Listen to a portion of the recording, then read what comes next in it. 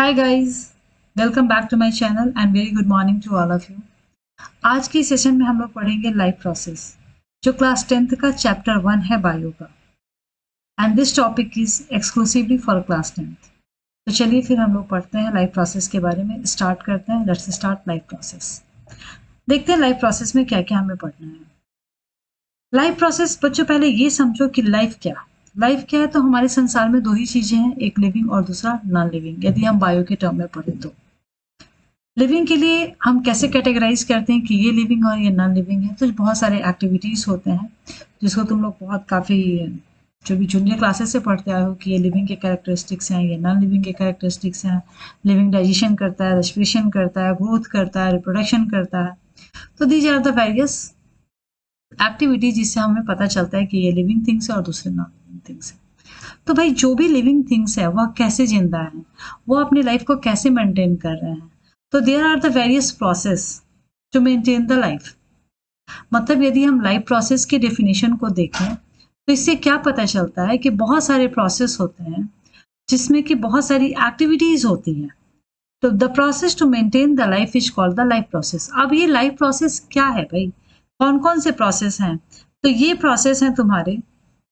Life process include all the activities that an organism performs to survive in the environment. तो ये कौन कौन से हैं एक्टिविटीज?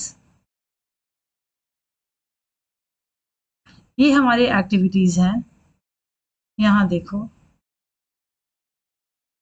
मतलब जो भी हमारे एक्टिविटीज हैं जिससे हम सरवाइव कर सकते हैं एनवायरनमेंट में, वो एक्टिविटीज हैं हमारे nutrition, respiration, circulation, excretion and hair movement, reproductions, development and sensation. मतलब यदि ये सारे एक्टिविटीज हमारे लाइफ में होते हैं तो हम अपने लाइफ को मेंटेन कर पाते हैं, अदरवाइज हम अपने लाइफ को मेंटेन नहीं कर पाएंगे। तो तुम इसका सिंपल सा डेफिनेशन दे सकते हो। Life process include all the activities that an organisms performs to survive in the environment. मतलब लाइफ प्रोसेस में वो सारे एक्टिविटीज होते हैं जो जिससे कि हम अपने एनवायरनमेंट में सर्वाइव कर पाते हैं। और ये है nutrition, respiration, circulation, excretion, movement, reproduction, development and sensations. Simple definition यदि तुम देना चाहो तो life process is the process to maintain the life. तो सबसे पहला जो हमारा एक्टिविटीज आता है वो आता है न्यूट्रिशन। न्यूट्रिशन में बच्चों क्या होता है? न्यूट्रिशन बेसिकली न्यूट्रिशन क्यों एसेंशियल है, न्यूट्रिशन क्यों इंपॉर्टेंट है? क्योंकि हमें कोई भी काम करने के लिए, कोई भी एक्टिविटीज करने के लिए, इवन इफ यू स्लीप, उस समय भी तुम्हारा क्या होता है? एनर्जी का यूज होता है। वो एनर्जी कहाँ से आती है? वह एनर्जी आएगी न्यूट्रिएंट से। वह एनर्जी हमें कहाँ से आएगी? न्यूट्रिएंट्स के थ्रू आएगी। तो ये जो न्यूट्रिएंट्स होता है, ये न्यूट्रिएंट्स होता क्या है बच्चों? तो बेसिकली न्यूट्रिएंट्स जो होते हैं, हम जो कुछ भी खाते हैं उसमें क्या होता है? न्यूट्रिएंट्स होता है। सपोज यदि हम रोटी खा रहे हैं, चपाती खा रहे हैं, तो उसमें कार्बोहाइड्रेट्स होगा। यदि हम कोई चीज, मान लो ऑयली चीज खा रहे हैं, तो उसमें फैट्स होगा। यदि हम दूध पी रहे हैं, नट्स खा रहे हैं, तो उसमें क्या होगा? हमारा प्रोटीन होगा। तो इस तरह से क्या होता है कि हम कोई भी चीज जो भी इंटेक लेते हैं वह उसमें कोई ना कोई न्यूट्रिएंट्स ही पाया जाता है। और बेसिकली हमारे ये जो न्यूट्रिएंट्स होते हैं वो क्या क्या होते हैं? ये हमारे न्यूट्रिएंट्स होते हैं प्रोटीन्स, विटामिन्स, सॉरी गिरे, ये carbohydrates, fats, proteins, vitamins and minerals. तो तुम कह सकते हो कि हमारे जो मेजर न्यूट्रिएंट्स है वह क्या है? Carbohydrates, fats, proteins, vitamins and minerals. हम इसी के फॉर्म में कोई भी खाना खाते हैं, बट इसका कोई यूज नहीं है अनटिल अनलेस ये डाइजेस्ट नहीं हो जाए, ये सिंपल फॉर्म में नहीं आ जाए। क्योंकि हम ये जो फूड लेते हैं वो हमारा क्या होता है? ये हमारे कॉम्प्लेक्स फॉर्म में होता है। और जब तक ये कॉम्प्लेक्स फॉर्म में होगा तब तक हमारा खाना क्या होगा? यूटिलाइज नहीं होगा हमारे सेल्स के थ्रू। Okay, clear? तो इसलिए क्या करना चाहिए? इनको सिंपल फॉर्म में कैसे चेंज होगा? ये सिंपल फॉर्म में चेंज होगा जब हम डाइजेशन के थ्रू जाएंगे। तो सबसे पहले तो ये समझो कि हमने न्यूट्रिशन स्टार्ट कर दिया। न्यूट्रिशन में हमने न्यूट्रिएंट्स को लिया है। न्यूट्रिएंट्स क्या है? तो न्यूट्रिएंट्स भाई carbohydrate, fats, protein, vitamins and minerals है, जिसको हमने खा तो लिया बट अभी हमारे सेल्स ने यूटिलाइज नहीं किया है, क्योंकि न्यूट्रिशन का ही पार्ट है हमारा डाइजेशन। क्योंकि जब हमने खाना खाया तो इसके बाद हमारा प्रोसेस स्टार्ट हो जाएगा, वो आएगा डाइजेशन का। बट सबसे पहले हमें क्या समझना है कि न्यूट्रिशन जो होते हैं वो कितने तरह के होते हैं। They are the various types of the nutrition. क्यों? क्योंकि इस संसार में बहुत तरह के ऑर्गेनिजम्स हैं, और इसके अलावा जो ऑर्गेनिजम्स हैं उनके क्या है, जो उनके जो जहाँ वे रहते हैं, जहाँ वो एडप्ट करते हैं, जिस एनवायरनमेंट में रहते हैं, उनके रहने का तरीका, उनके खाने का तरीका, उनका फूड इनटेक का जो तरीका है, मेथड है, वो सब डिफरेंट डिफरेंट है। क्योंकि हम सब एक तरह के एनवायरनमेंट में नहीं रहते हैं, हम सब अलग अलग तरह के एनवायरनमेंट में रहते हैं। तो on the basis of this environment, हम जिस तरह के एनवायरनमेंट में रहते हैं उस एनवायरनमेंट को अडेप्ट कर लेते हैं, और हमारे न्यूट्रिशंस का, हमारे जो बॉडी का स्ट्रक्चर भी होता है उसके अकॉर्डिंगली हमारा न्यूट्रिशन होता है। सपोज यदि हम बात करें प्लांट्स की, तो प्लांट का न्यूट्रिशन क्या होता है? प्लांट ऑटोट्रॉफ्स होता है, क्योंकि वो अपना खाना खुद बना लेता है। बट बाकी जो ऑर्गेनिजम्स होते हैं वो क्या होते हैं? वो हेटरोट्रॉप्स होते हैं, क्योंकि हम लोग अपना खाना खुद नहीं बना पाते हैं। तो हम यदि न्यूट्रिशन की बात करें तो न्यूट्रिशन दो तरह के होते हैं, एक ऑटोट्रॉप्स और दूसरा जो होता है वो क्या होता है? वह हेटरोट्रॉप्स होता है। Okay, clear? तो ऑटोट्रॉप्स में क्या होगा? ये देखो, ये जो ऑटोट्रॉप्स है इसका मतलब कि जो भी ऑर्गेनिजम्स अपना खाना खुद बना लिए वह कहलाए ऑटोट्रॉप्स। सेल्फ सेल्फ जो खुद से खाना बनाते हैं। तो इसमें एक प्लांट तो आता है, तुम लोग सब जानते हो, बट कुछ बैक्टीरिया भी आते हैं, जैसे कीमोसिंथेटिक बैक्टीरिया। वह क्या करता है? खाना क्यों बनाना है भाई? खाना बनाना है एनर्जी को, एनर्जी के लिए। उस एनर्जी को यूटिलाइज करके हमें एटीपी का फॉर्मेशन करना है, जिससे हमारे बॉडी की एक्टिविटीज होगी। तो जो भी ऑर्गेनिजम्स अपना खाना खुद से बना लिए तो वो कहला ऑटोट्रॉप्स। तो ये तो हम पहले से जानते थे कि जितने भी पेड़ पौधे होते हैं वह सब ऑटोट्रॉप्स हैं। बट कीमोसिंथेटिक बैक्टीरिया जो केमिकल्स, जैसे बहुत सारे बैक्टीरिया होते हैं जो एक केमिकल्स को दूसरे केमिकल्स के फॉर्म में चेंज करते हैं, जैसे नाइट्रेट्स को नाइट्रेट्स में चेंज कर दिया, अमोनिया को नाइट्रेट में कन्वर्ट कर दिया। तो उससे जो भी एनर्जी रिलीज होती है उस एनर्जी को यूज करके ये एटीपी का फॉर्मेशन करते हैं। तो इन्हें बोलते हैं कीमोसिंथेटिक बैक्टीरिया। तो उनको भी ऑटोट्रॉप्स ही कहा जाता है। अब बारी आती है हेटरोट्रॉप्स की। तो हेटरोट्रॉप्स में क्या होते हैं कि जो अपना खाना खुद नहीं बना सकते हैं, दूसरे पे डिपेंड्स करते हैं, वह कहलाते हैं हेटरोट्रॉप्स। ओके, तो बट ये खाना लेने का, जैसे बाकी सारे ऑर्गेनिजम्स जो है वो प्लांट को छोड़ के हेटरोट्रॉप्स है। इवन फंगई भी जो है हमारे, ये देखो फंगई मशरूम्स जो होते हैं वो भी हेटरोट्रॉप्स है। तो जब हम हेटरोट्रॉप्स की बात करेंगे तो वो तो कुछ ना कुछ खाना खाएगा, इन्वायरमेंट से कुछ ना कुछ खाना लेगा। तो ये हेटरोट्रॉप जो होते हैं डिफरेंट डिफरेंट टाइप्स के, क्योंकि उनका जो वे है फूड का, कि वह किस तरह से फूड को लेते हैं, वह अलग अलग होता है। तो इस तरह से हम कैटेगराइज कर सकते हैं हेटरोट्रॉपिक न्यूट्रिशंस को कितने में? 3 टाइप्स में। ओके, ये 3 टाइप्स है तुम्हारा। पहला है होलोजोइक, दूसरा है सैप्रोफाइटिक, और तुम्हारा तीसरा है पैरासिटिक। ओके, तो हमारा होलोजोइक न्यूट्रिशन में क्या आएगा? Holozoic nutrition can be seen in most vertebrates and some unicellular organisms. ये जो तुम्हारा होलोजोइक न्यूट्रिशन है ये मेनली जो होता है वर्टिब्रेट्स में होता है, क्लियर? और यूनिसेलुलर ऑर्गेनिजम्स में होते हैं, जैसे अमीबा में। तो अमीबा के होलोजोइक न्यूट्रिशन को हम डिटेल्स में पढ़ेंगे। होलोजोइक न्यूट्रिशन का मतलब है कि फूड को, जो तुम एक सॉलिड फूड को लिया और तुम्हारे बॉडी के अंदर उसका डाइजेशन हुआ, मतलब तुमने बॉडी लिया कॉम्प्लेक्स फॉर्म में और बॉडी के अंदर उसको सिंपल फॉर्म में चेंज किया जाएगा। बट यदि हम बात करें सैप्रोफाइटिक न्यूट्रिशन की, तो सैप्रोफाइटिक न्यूट्रिशन में क्या होता है कि इसमें ऑर्गेनिजम्स क्या करेंगे, डेड एंड डीके मैटर को बाहर में ही वह सिंपलर फॉर्म में तोड़ देंगे, उससे जो भी न्यूट्रिशन होगा उसको वह ले लेंगे, इनटेक करेंगे, जैसे बहुत सारे बैक्टीरिया होते हैं, फंगई होते हैं। अब नेक्स्ट है पैरासिटिक न्यूट्रिशन। पैरासिटिक न्यूट्रिशन में क्या होगा, ये हेटेरोट्रॉपिक न्यूट्रिशन का वह मोड है जहां ऑर्गेनिजम्स क्या करते हैं, या तो होस्ट के बॉडी पे रहेंगे या बॉडी के अंदर रहेंगे।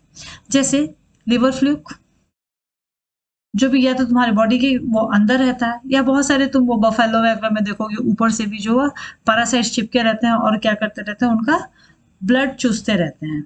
तो इस तरह से जो हमारा पैरासिटिक न्यूट्रिशन होता है, या तो बॉडी के ऊपर रहेगा या तो बॉडी के अंदर रहेगा, ठीक है। बट ये क्या करेगा, पका पकाया भोजन डायरेक्टली न्यूट्रिशन जो होगा वो ऑर्गेनिज्म से ले लेगा। क्लियर?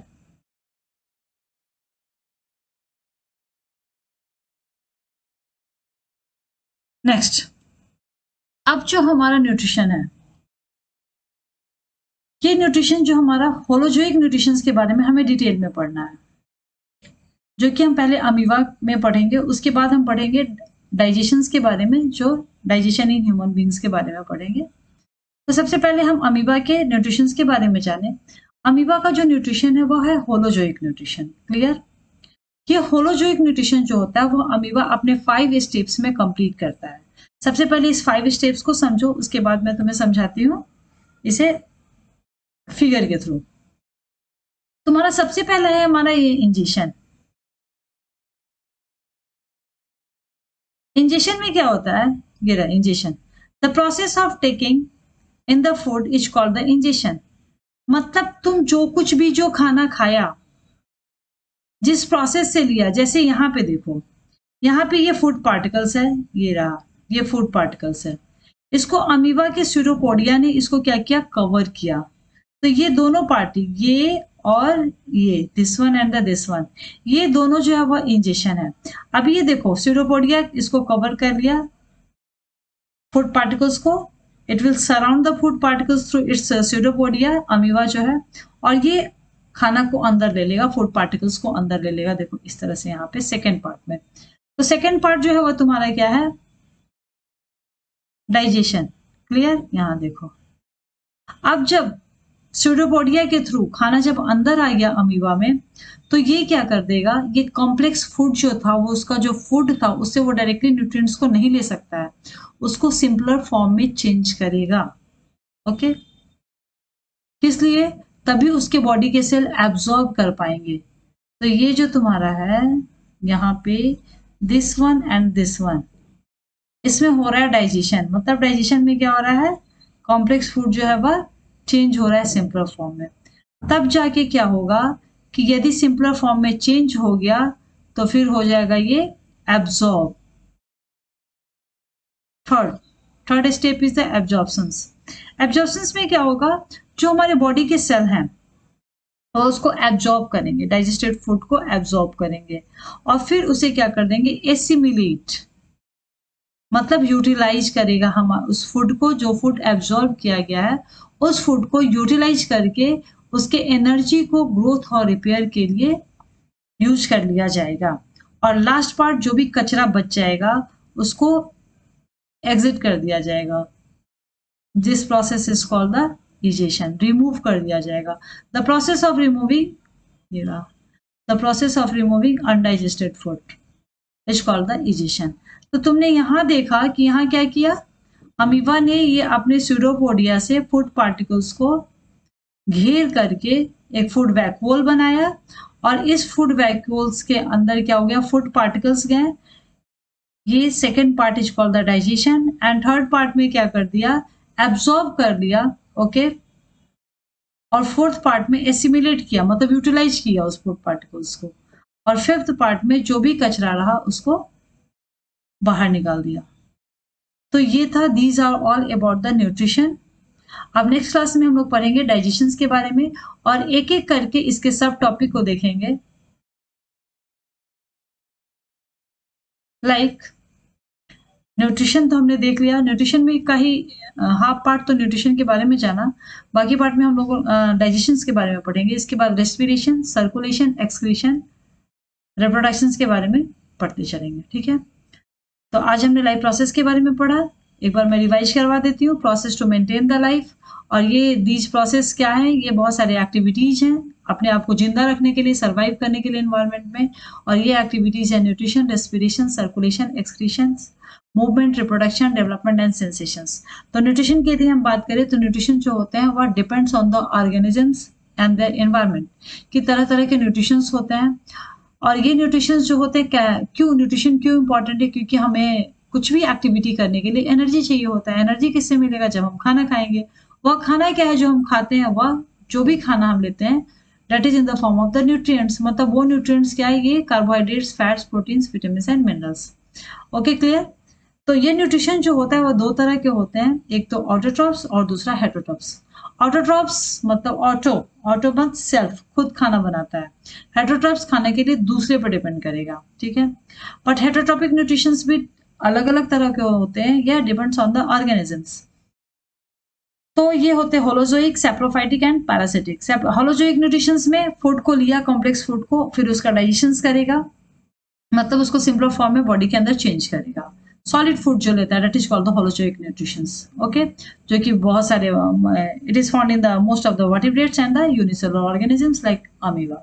सैप्रोफाइटिक न्यूट्रिशन की बात करें तो ये क्या करेगा, सैप्रोफाइटिक न्यूट्रिशन जहां ऑर्गेनिज्म किस पे डिपेंड करेगा, डेड एंड डिकेइंग मैटर पे। ओके, वहां से न्यूट्रिएंट्स लेगा, जैसे बैक्टीरिया है हमारा, फंगई है हमारा। फिर पैरासिटिक न्यूट्रिशन में क्या होगा, ये वह मोड ऑफ न्यूट्रिशन का है इसमें पका पकाया भोजन, मतलब डायरेक्टली यह न्यूट्रिएंट्स को जो भी हमारे होस्ट होते हैं उससे डायरेक्टली वह क्या कर लेगा, जो हमारे पैरासाइट्स हैं वो उसको ले लेगा, ठीक है। तो ये जो हमारा होलोजोइक न्यूट्रिशन है, मेनली आपको फिगर के साथ ये एग्जाम में भी क्वेश्चन पूछे जाते हैं। डिफाइन न्यूट्रिशन इन अमीबा या define holozoic nutrition in amoeba with figure. तो ये आपको पांचों स्टेप्स लिखना होगा कि फर्स्ट स्टेप है हमारा इंजेशन, जिसमें कि अमीबा स्यूडोपोडिया के हेल्प से फूड पार्टिकल्स को फूड वैक्यूल बना के अंदर ले लेता है। दूसरा डाइजेस्ट करता है, मतलब ये कॉम्प्लेक्स फूड को सिंपल फॉर्म में चेंज कर देता है। और तीसरा एब्जॉर्ब करता है, मतलब उस फूड को, जो भी सेल्स होते हैं बॉडी के यूनिसेलुलर है तो एक ही सेल है, उसने डाइजेस्टेड फूड को एब्जॉर्ब कर लिया और एसिमिलेशन में क्या कर दिया, उसको यूटिलाइज किया और इजेशन में अनडाइजेस्टेड फूड को बाहर निकाल दिया। तो आज के लिए इतना ही। नेक्स्ट क्लास में हम लोग देखेंगे डाइजेशन इन ह्यूमन बीइंग्स।